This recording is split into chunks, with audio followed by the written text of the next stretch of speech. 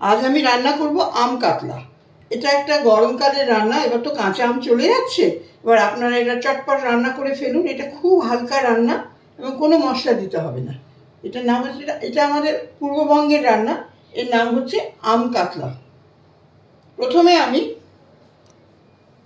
আমি কি করবো, এটাতে লাগছে আমার মাছের মাথা, কাঁচা আম, চাল, কাঁচা লঙ্কা, রাঁধুনি গোটা, রাঁধুনি বাটা, একটু চিনি, নুন,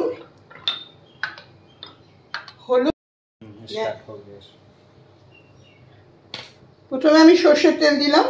সর্ষের তেল দিয়ে তেলটা দিয়ে গরম হবে তখন আমি এই মাছের মাথাটা ভেজে তুলে নেব। আচ্ছা,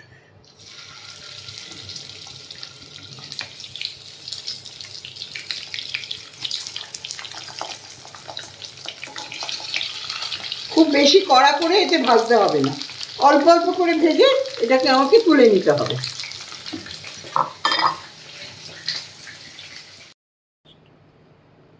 আর একটু ফ্রেশ তেল দিলাম। ওই মাছের মাথা ভাজা তেলটার মধ্যেই কিন্তু রান্নাটা করতে হবে, ঠিক আছে? এবার আমি রাঁধুনি ফোড়ন দেব। এই রাঁধুনি ফোড়নের গন্ধটা যেই বেরোবে তখন আমি এই কাঁচা আমটার মধ্যে একটু নুন মাখাবো, কারণ এখন কাঁচা আমটা টক চলে গেছে, তাই একটু নুন মাখিয়ে এটার মধ্যে এবার দিয়ে দিলাম।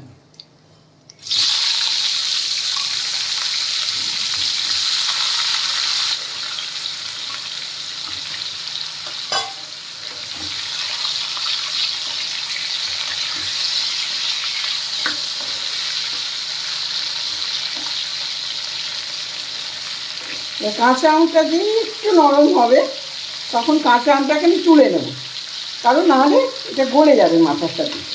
কাঁচা আমটা একটু নরম হবে তো তুলে নেব। এবার আরেকটু তেলের মধ্যে আমি এই কাঁচা লঙ্কা আর আমটাকে ভাজলাম।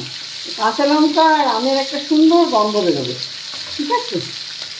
এবার আমি যখন আমের গন্ধটা বেরোবে তখন তার মধ্যে আমি দেব চাল। এতে কিন্তু মুড়ি ঘন্ট না, এটার নাম হচ্ছে আম কাতলা। আপনি চালটা কত দেবেন, যদি এটা গোটা কাতলা মাছের মাথাটাকে 3 মুঠো গোবিন্দভোগ চাল লাগবে। এবার চাল আর আমের আর রাঁধুনির একটা অপূর্ব গন্ধ বেরোবে, আপনারা রান্না করে দেখবেন, ভীষণ ভালো লাগবে।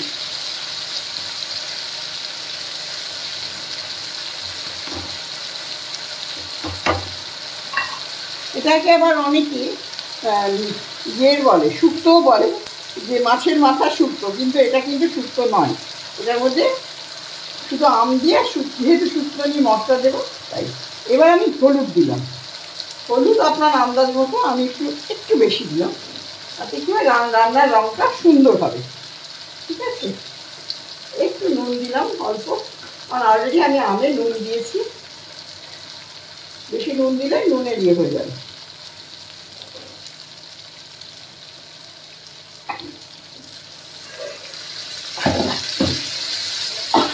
এটা কিন্তু কোনো লঙ্কার গুঁড়ো পড়বে না, পুরো কাঁচা লঙ্কা, আম আর রাঁধুনি দিয়ে রান্নাটা হবে, এতে কোনো লঙ্কার গুঁড়ো নেই।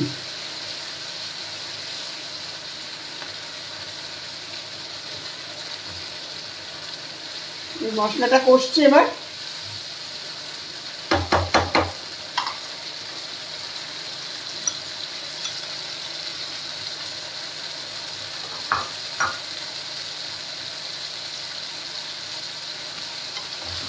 এবার মশলাটা দিয়ে কষে এসছে, আমি একটু জল দেবো, কারণ আমাকে একটু চালটা দিয়ে আধা সিদ্ধ করতে হবে আমের সাথে। ব্যাস, এবারে জল হয়ে ফুটছে।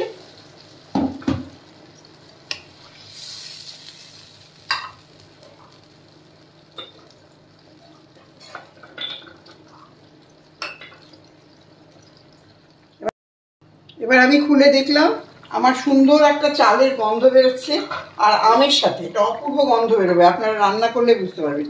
এবার আমি মাছের মাথাটা, চালটা একটু সিদ্ধ হয়েছে, আমটাও একটু সিদ্ধ হয়েছে, মাথাটাও তো সিদ্ধ হতে হবে, আর মাথার রসটাও এর মধ্যে যেতে হবে, তাই এবার মাথাটাকে দিয়ে দিলাম।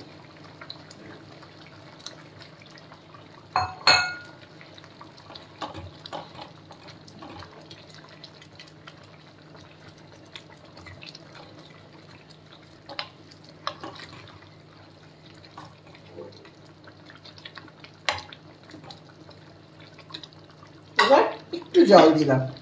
জলটা দিলে গরম জল, কিন্তু আমি কিন্তু গরম জলে রান্নাটা করছি, ঠিক আছে। এবার মাথাটা সিদ্ধ হবে, মাথাটা ঢেকে দিচ্ছি। ব্যাস, মাথাটা এবার আমি ঢেকে দিলাম। আপনারা দেখতে পাচ্ছেন যে এখানে এখন গামাখা হয়ে আম, চাল, মাছের মাথাটা মিশে গেছে। এবার আমি একটু চিনি দেবো ওই টকটা কাটানোর জন্য, আর একটু জল দিলাম সামান্য, কারণ চালটা তো আবার টেনে নেবে, তখন খেতে ভালো লাগবে না। এবার নেড়ে দিলাম। এবার আসল মশলাটা হলো এই রাঁধুনি বাটা। এর যে গন্ধটা, এটা একটা অপূর্ব গন্ধ হবে এতে।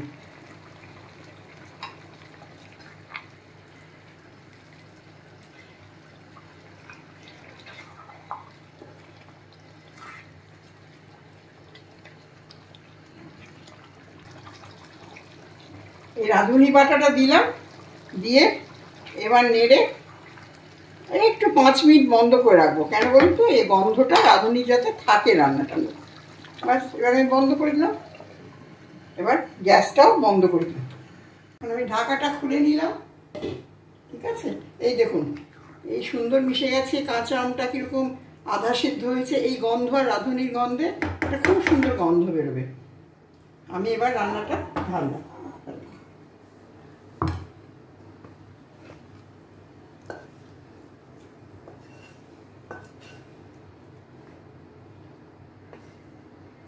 তৈরি হয়ে গেল আম কাতলা। আপনাদের যদি ভালো লাগে রান্নাটা, আপনারা দয়া করে আমাকে লাইক করবেন, সাবস্ক্রাইব করবেন আর শেয়ার করবেন। আমার ইউটিউব লিঙ্কটা ওপরে দেওয়া রইল। ভালো থাকবেন। Have a nice day.